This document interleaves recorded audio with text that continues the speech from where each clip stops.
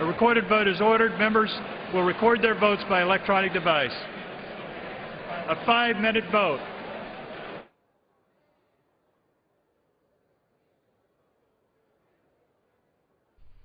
This is final passage of the National Flood Insurance Program bill, reauthorizing the program through September 30th of 2016, eliminating nearly $18 billion in debt. It's a 5-minute vote. One more vote will follow. That's on a bill debated yesterday that would overturn part of the 2007 Energy Act requiring efficiency upgrades in incandescent light bulbs. That's next. It's a 5-minute vote, as is this final passage vote.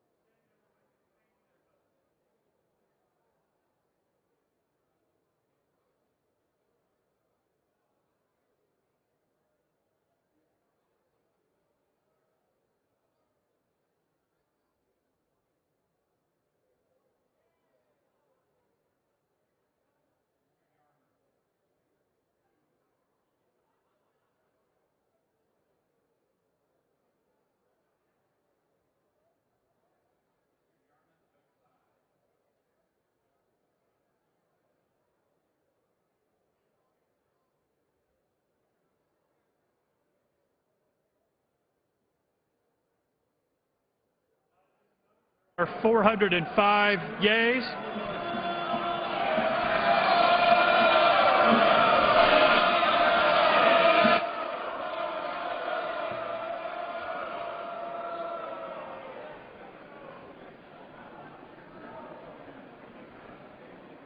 Mr. Stearns.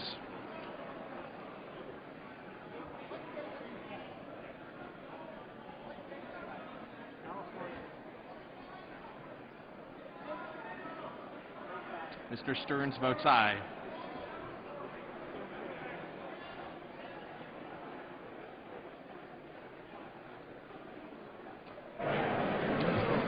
Like I said, on this vote, the yeas are 406, the nays are 22.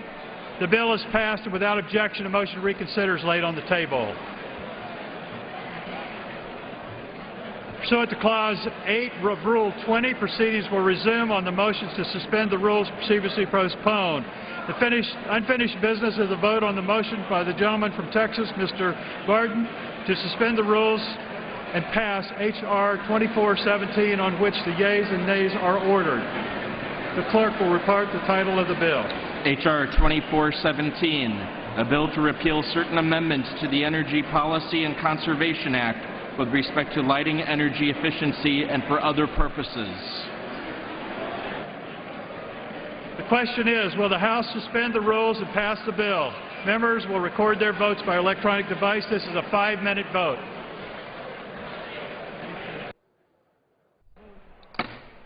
And this is a bill that would overturn part of the Energy Act of 2007 dealing with the energy-efficient upgrades in incandescent light bulbs.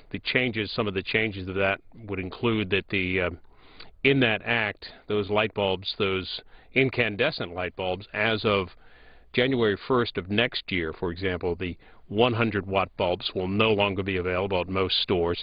That will apply to 75-watt bulbs in 2013, and the 40 and 60-watt bulbs won't be available in 2014. This bill seeks to overturn that. This was brought up under suspension of the rules yesterday and debated, so it'll need 2/3 of those present and voting to pass this evening. This is a 5-minute vote.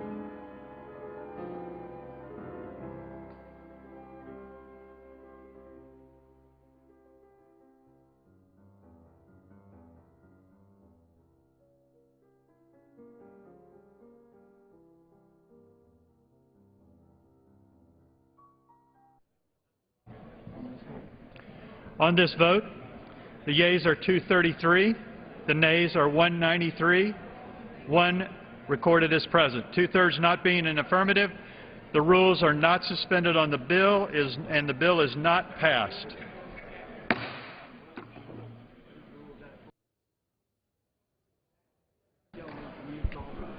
For what purpose does the gentleman from Utah rise? Mr. Speaker, I send to the desk a privilege report from the Committee on Rules for filing under the rule. The clerk will report the title. Report to accompany House Resolution 347, resolution providing for consideration of the bill H.R. 2018 to amend the Federal Water Pollution Control Act to preserve the authority of each state to make determinations relating to the state's water quality standards and for other purposes. Referred to the House calendar and ordered printed. For what purpose does the gentlewoman from Texas rise? Mr. Speaker, I was on official business on last Friday, July the 8th, with the privilege of seeing the last shuttle launch in Florida, the Atlantis, a very important issue for my congressional district, and I might say a mighty magnificent expression of America's genius. Because of that, I missed the following roll call votes, which I would like to submit into the record, and I ask unanimous consent that they be placed appropriately. I will read them very briefly. For roll call vote number 521, and these were under the Defense Appropriations Bill, I would have voted yes. For roll call vote 522, I would have voted no. Roll call vote 523, I would have voted yes. For roll call vote reaffirming the United States' commitment to a negotiated settlement of Israeli-Palestinian conflict through direct Israeli-Palestinian negotiations and for other purposes, I would have voted aye.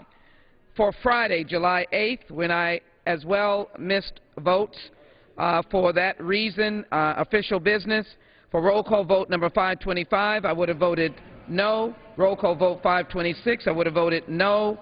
Roll call vote 527, I would have voted no. Roll call vote 528, which interferes with the chaplain's duties in the United States military, I would have voted a resounding no. For roll call vote 529, I would have voted no. 530, I would have voted no. And for roll call vote 533, I would have voted yes. I ask respectfully for these vote representations to be placed in the appropriate place in the record. I ask unanimous consent. Without objection. Thank you. The chair lays before the House the following personal request. Leaves of absence requested for Mr. Nogbauer of Texas for Monday, July 11th, and Mr. Walden of Oregon for Monday, July 11th. Without objection, the requests are granted.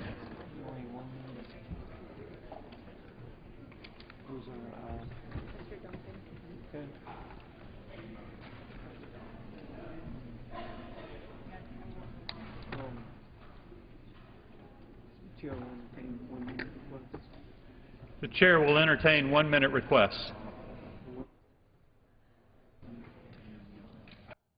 Does the gentlewoman from Texas rise?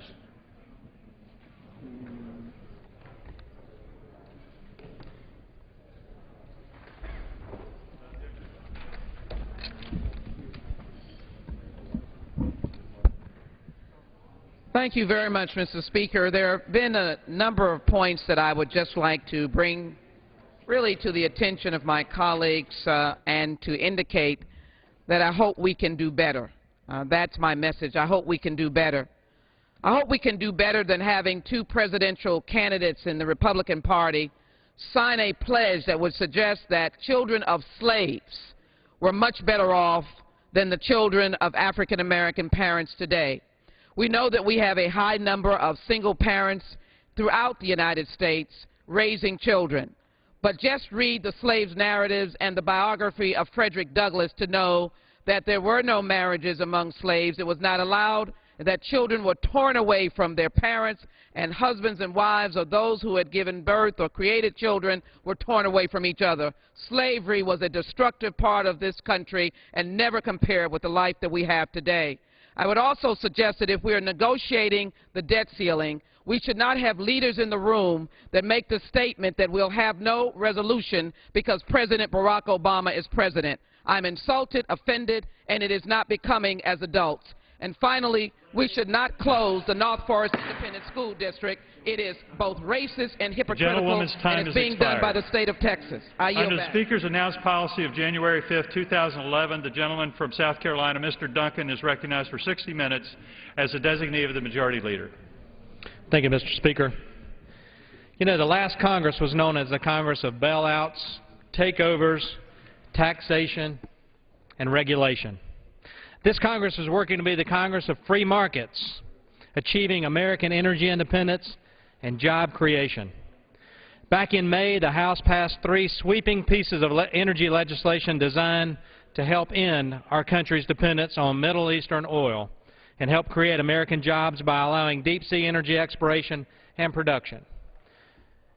Tonight we're going to talk about American energy independence and how energy is a segue into job creation, how we can put Americans back to work.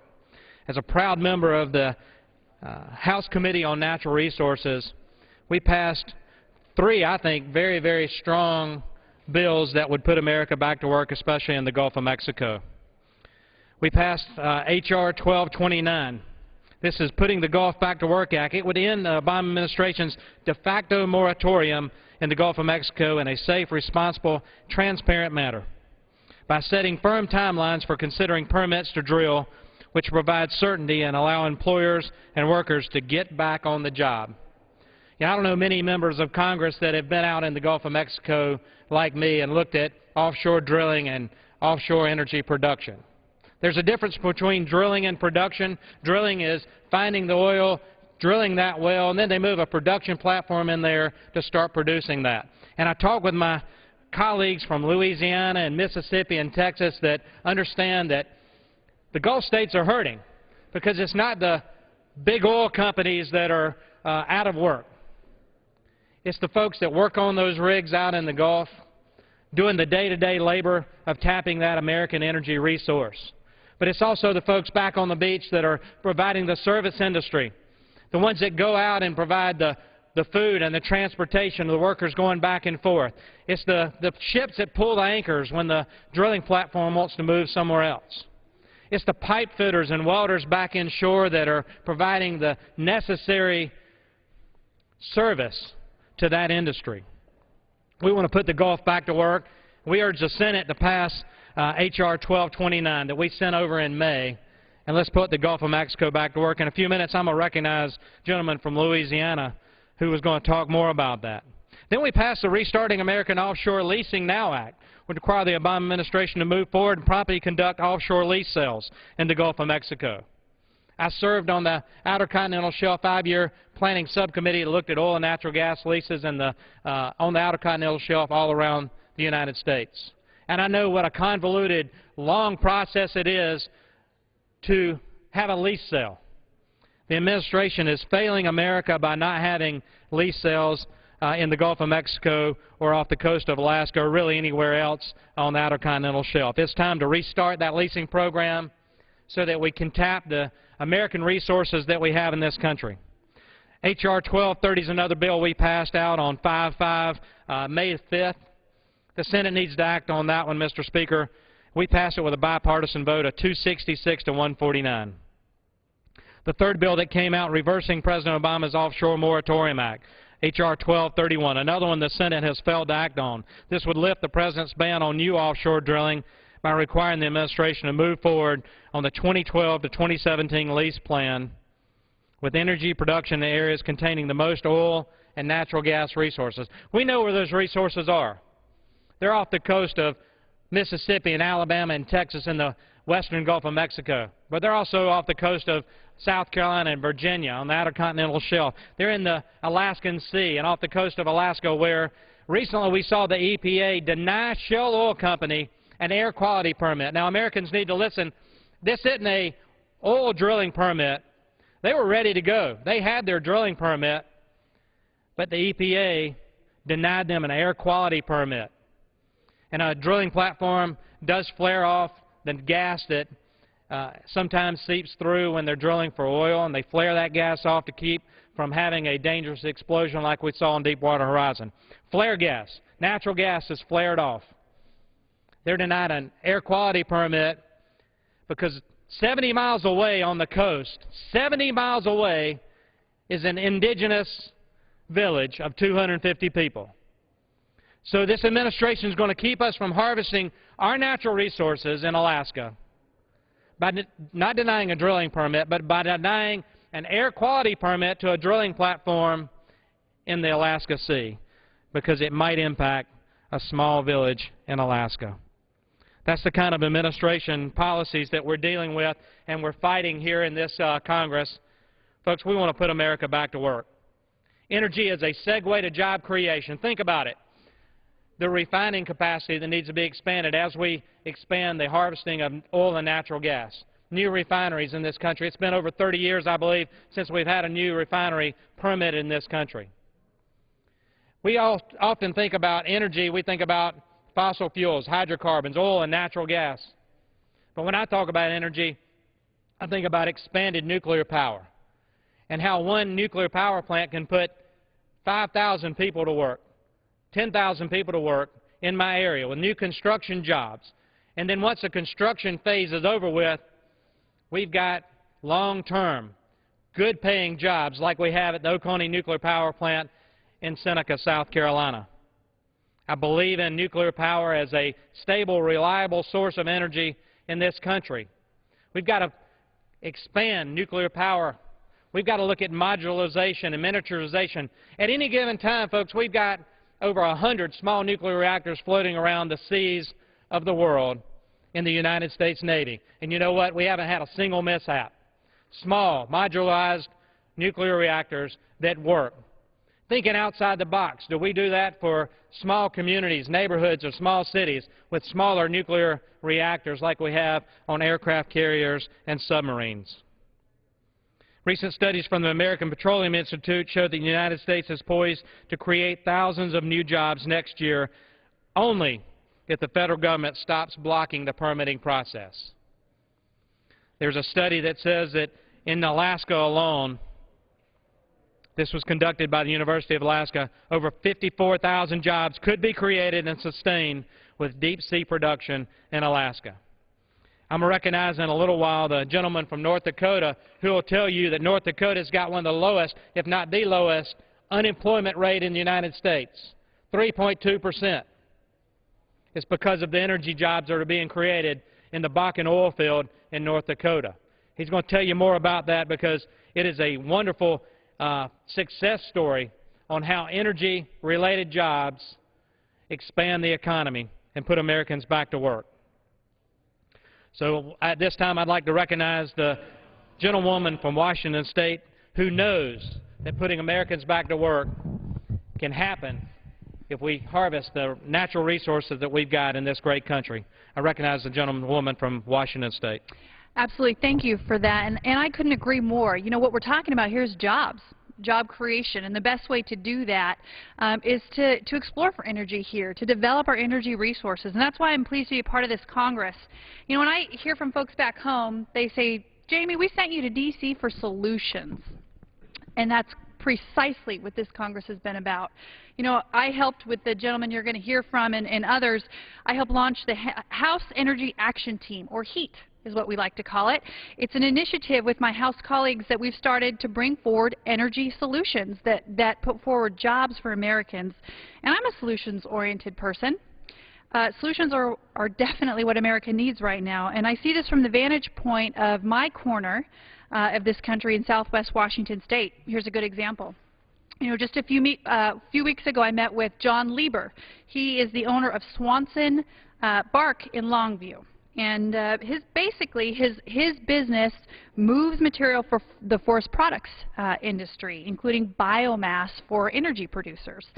Now, the first problem we've encountered, and he's seen here with regard to some of these regulations, is we have a very strict boiler MACT rules that are on hold.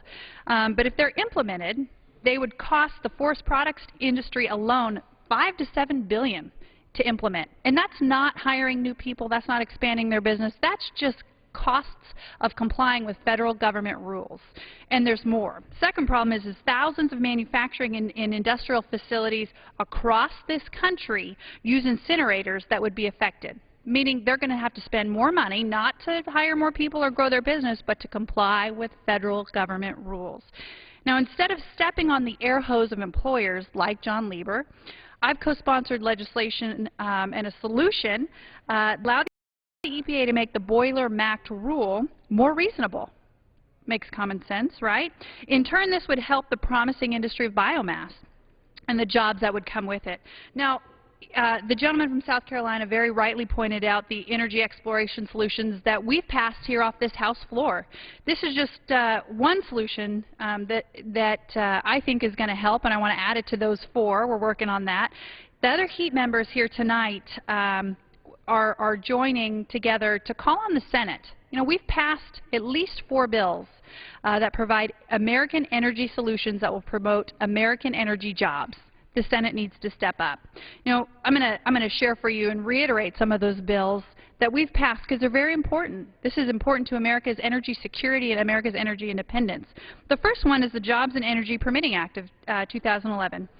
This would simply have required the EPA to speed up its approvals for energy exploration in Alaska. That's it. Speed up your approvals. That's pretty simple.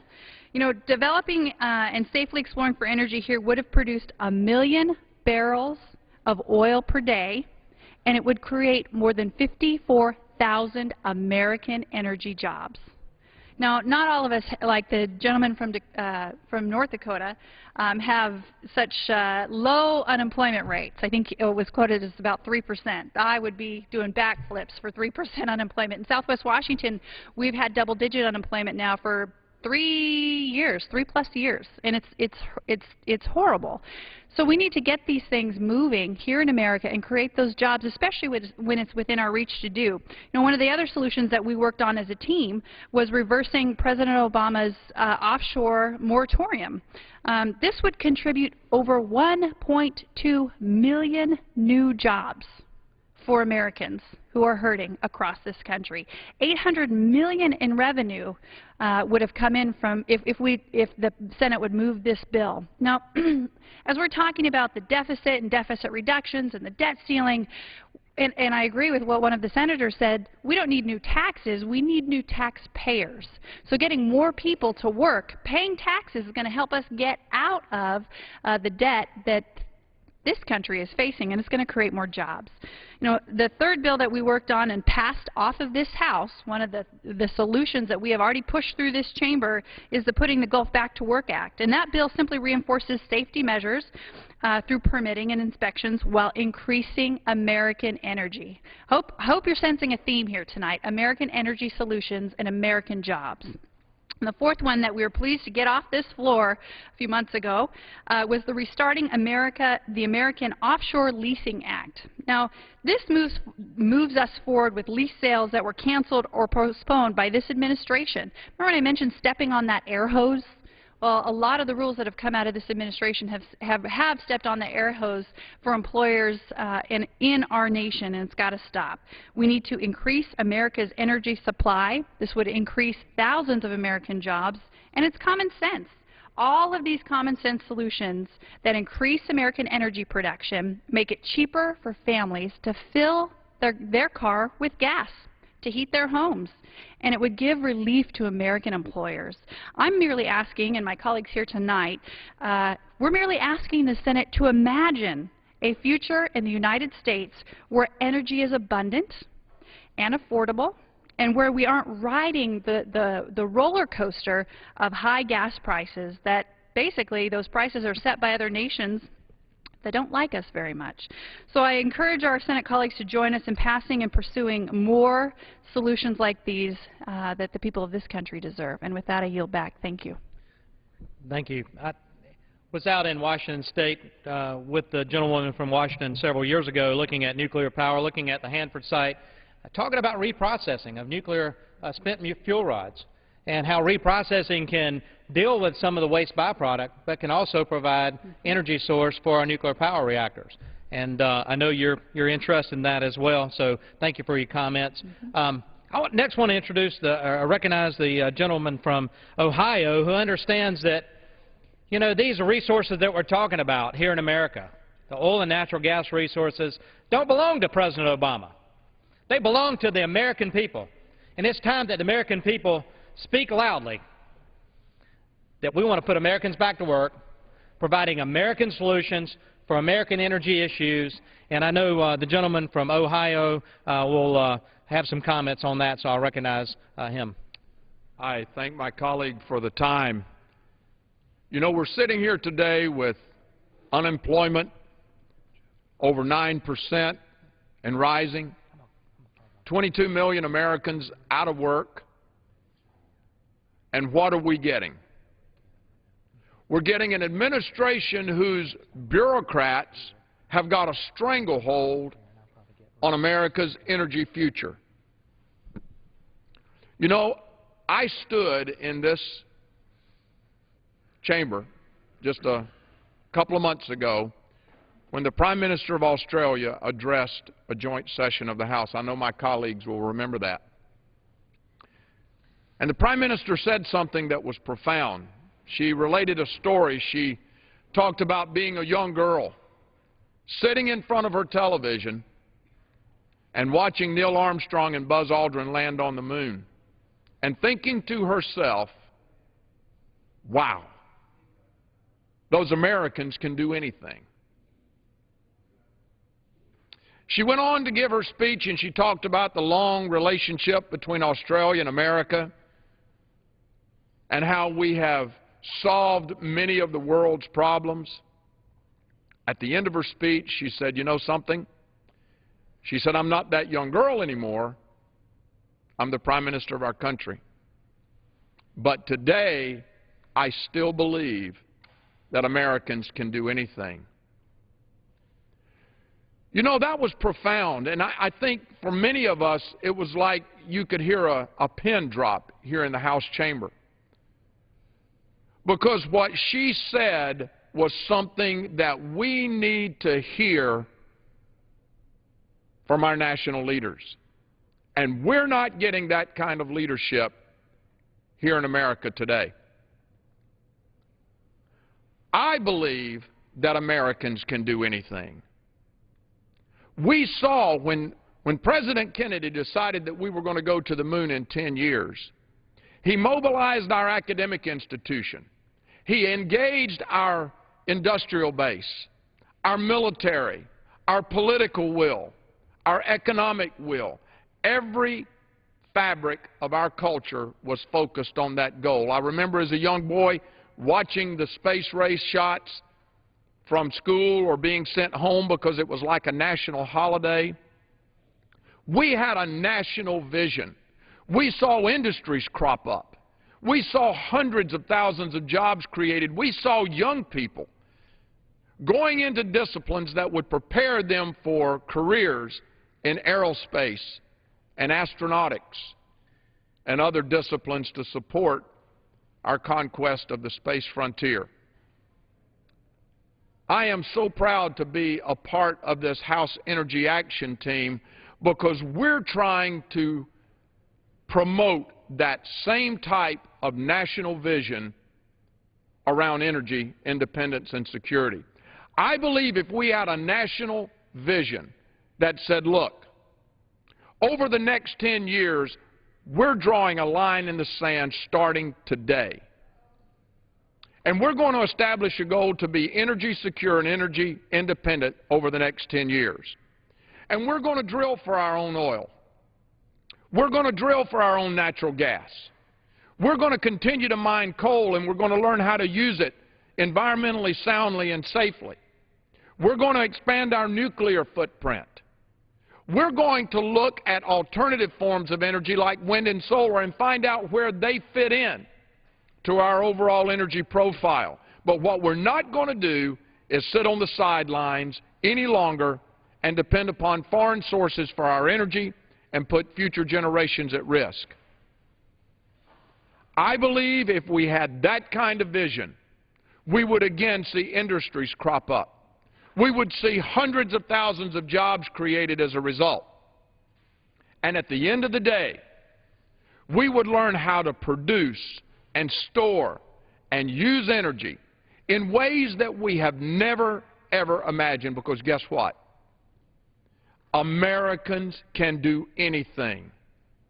With a national vision around energy independence and security, Americans would be put back to work. I live in a district and represent a district.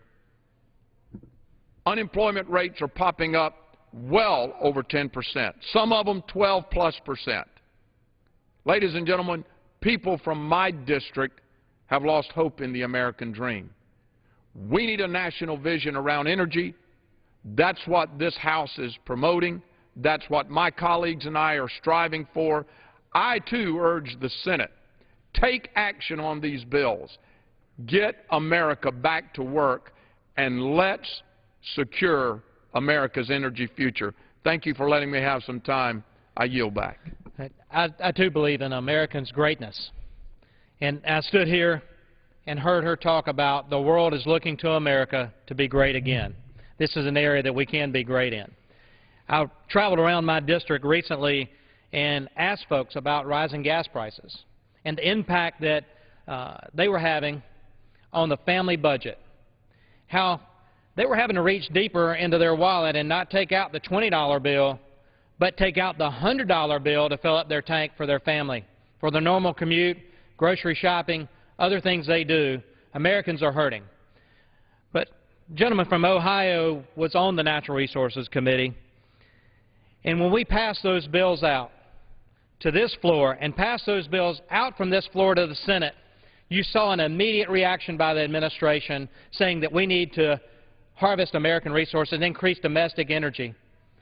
The action of this Congress, we saw a reduction in fuel prices the next week. I think a 15-cent gallon reduction, per gallon reduction in my district. That's the kind of impact. That's the kind of signals we can send to the market by doing the right thing for the American people in focusing on domestic production, putting Americans back to work. The gentleman from Louisiana came from the oil and natural gas industry. He and I have had numerous conversations about the impact that the moratorium and the de facto moratorium has had on the economies in the Gulf states.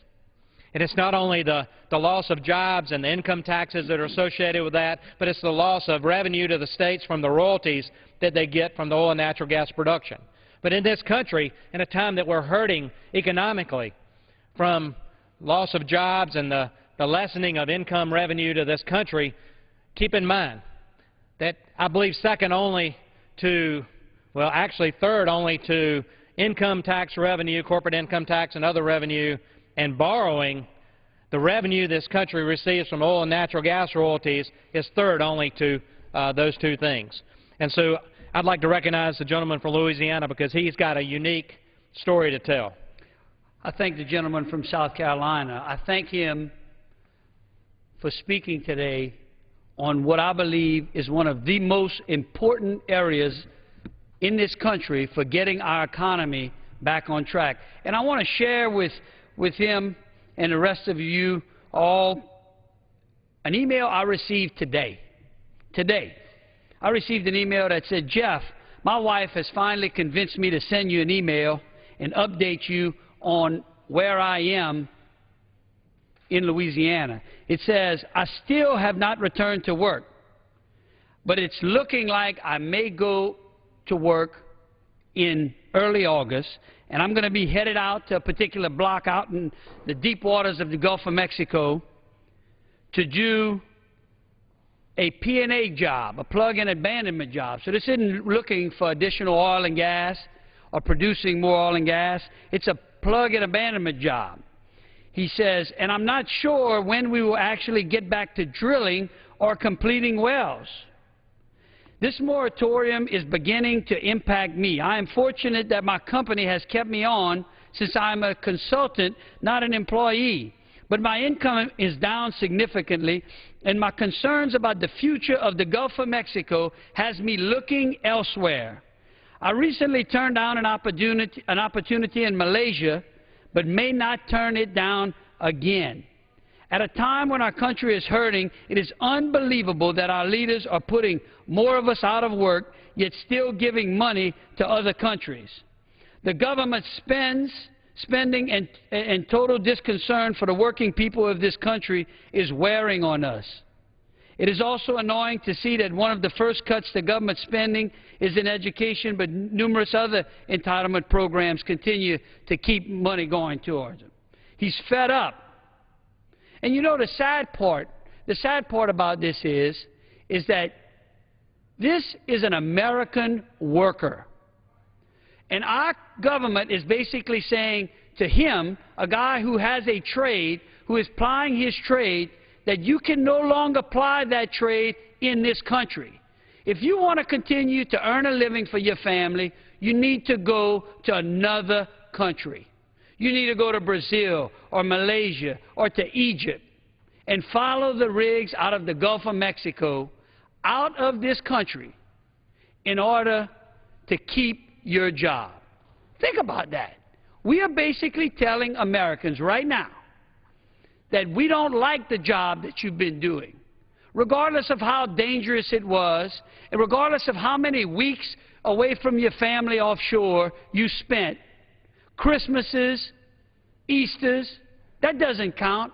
Your job isn't good enough for this country anymore.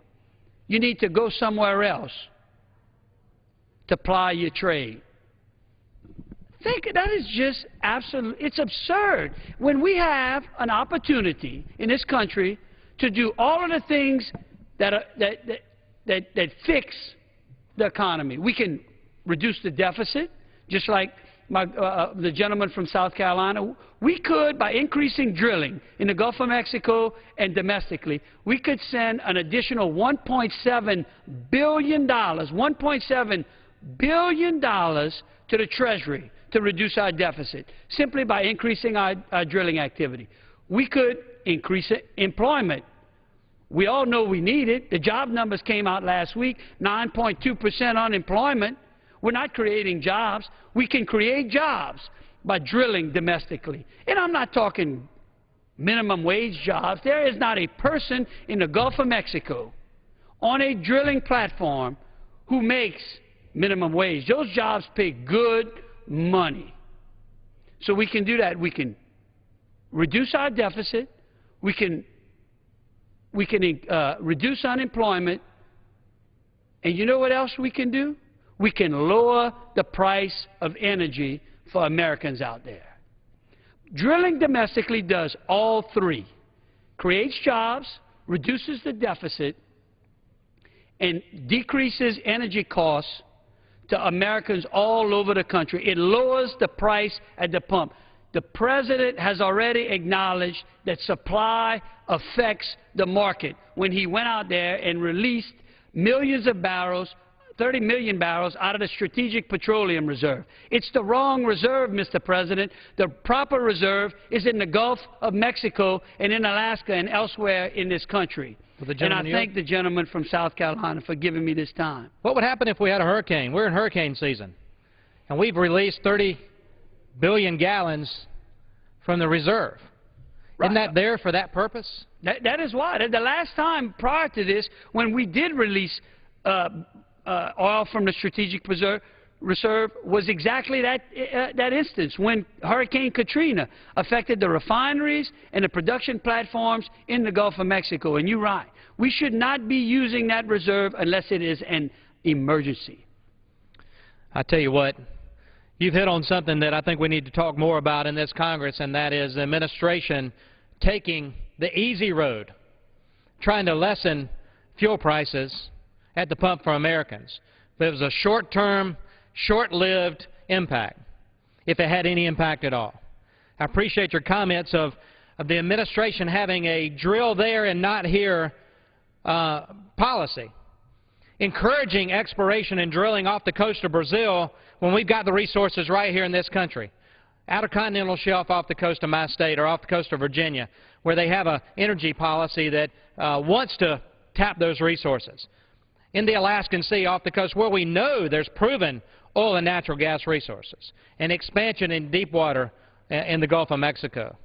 So I appreciate your comments. The gentleman from North Dakota knows all too well what energy production means for jobs. The Bakken oil formation in North Dakota and Montana and up into Canada even has tremendous resources that can be harvested. There's an estimated 12 billion barrels of oil in North Dakota alone in the Bakken formation.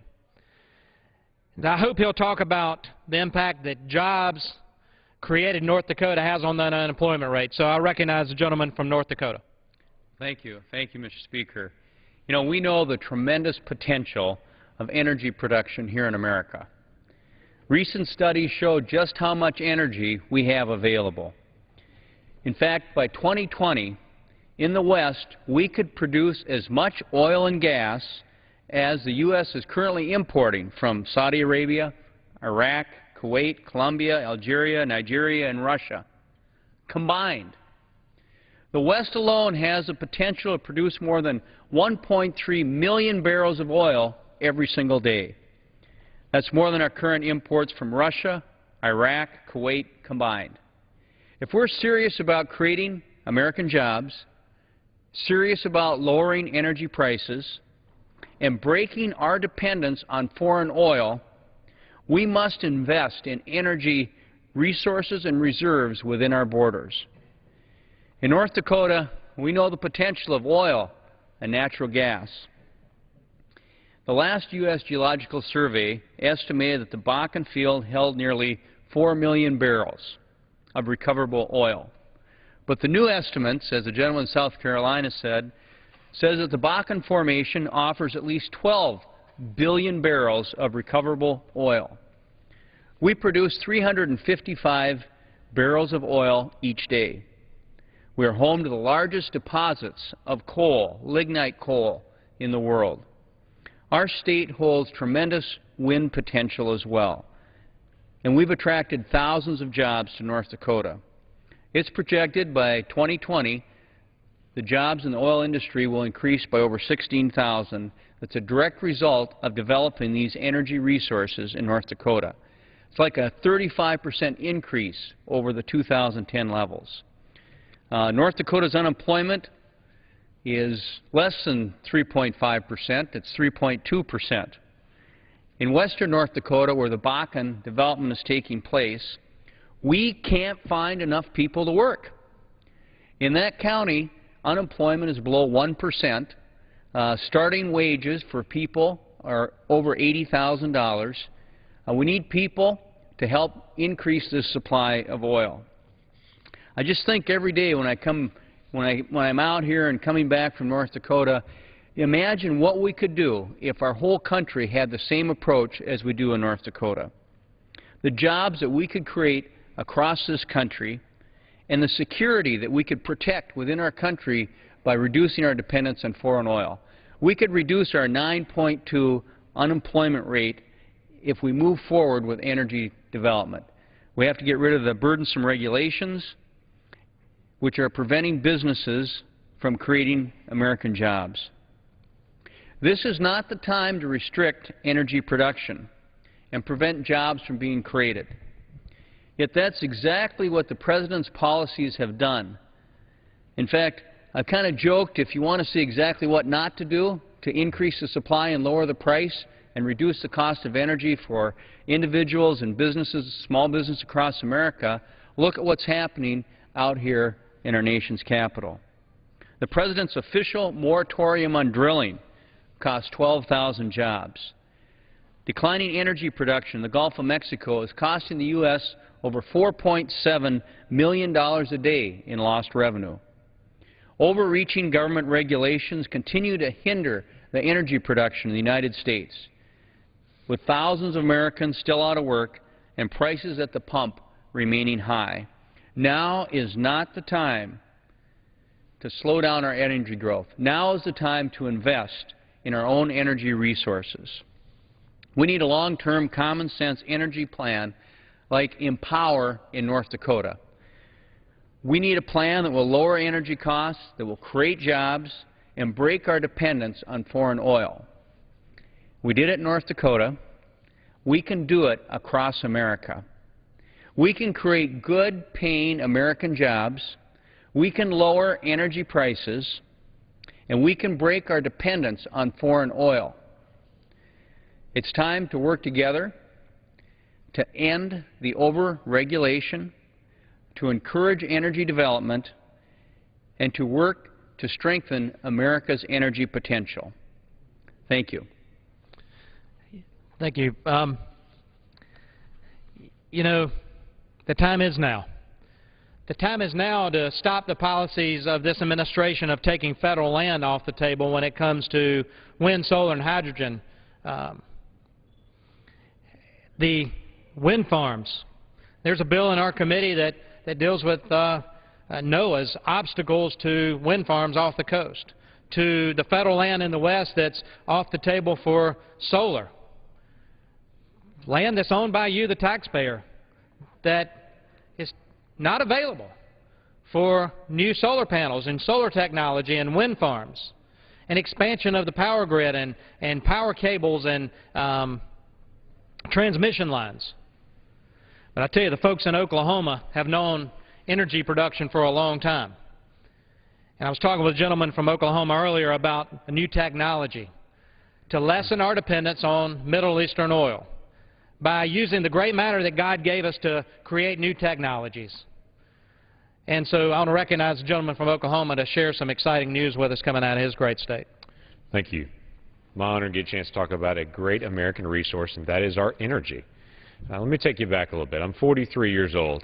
I can remember in elementary school, I was allowed to be able to work with the debate team in high school. It was my honor to be the littlest guy in the middle of this high school debate team. But in the 1970s, the debate topic that year was resolved. America should pursue alternative energy options. Since the 1970s, we've been talking about hydroelectric and solar and wind. We've been trying to advance this technology, and I hope we will continue to crack the code on that to make those energy solutions work well for us. But since the 1970s, we've been talking about trying to get off of fossil fuels, and guess what? It is still the dominant resource that we are using in our country, and it's still the most effective resource to be able to move our vehicles, to be able to heat our homes, and to be able to produce these petrochemicals that are used in almost everything that we lay our hands on nowadays. Now, I hope one day I can run my car off a pinwheel that's on the top of it. But currently, I run my car on gasoline. I hope I can heat my home one day with a solar panel on the roof. But currently, the technology is not there to be able to do that. My home is heated with natural gas. There's electricity and all the different dynamics that come in, and I look at it and I say, at 43 years old, I've been hearing my whole life that we need a national energy policy, drilling, pipelines, production, retailing, to be able to work out a plan that we can run as a country that is all the above, that is every bit of our energy, but that is not ignoring the energy that we have here. And I can tell you, I am sick to death of hearing how we need to shut down fossil fuel production in the United States because of environmental reasons, knowing full well that we will just import more of those fossil fuels from all around the world. The United States produces the cleanest energy on the planet. If we want to have clean energy, whether that be fossil fuels or alternative fuels, we should be doing whatever it takes to make sure we drill here, that we produce here, and that we are the ones that are using the energy in the cleanest method possible. No one does it cleaner than us. I can assure you we don't go to Saudi Arabia and find out they produce energy cleaner there. So if you're truly concerned about planetary issues with the environment, you would make sure all the production that's needed in the United States is produced in the United States to make sure that we continue to protect that. Let me take you to my beautiful state. Come walk into Oklahoma sometime. Since 1949 in Oklahoma, we've been fracking for oil.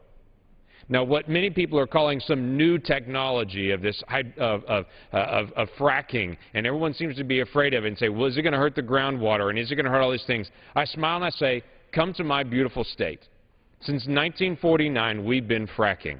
Over 100,000 times we have fracked in Oklahoma. 100,000 times plus. Come drink our water, come breathe our air, and come see our absolutely beautiful God-given state. We can do this in an environmentally friendly way. We have in my district 5.7% unemployment because we have a lot of great energy companies that are doing a terrific job of both protecting our environment and providing jobs for the people in our area. We can do this. and to flippantly say these are dirty oil companies and they're big oil companies and we got to do whatever it takes to punish big oil is flippant. I was in a hearing not long ago with Timothy Geithner, and he was discussing punishing big oil and getting more taxes on that. And I was able to say to him, Mr. Secretary, are you aware that the majority of energy companies in the United States are independent producers and they're small companies? 95% of the drilling that happens and the oil and gas production that happens in the United States is done by independent producers.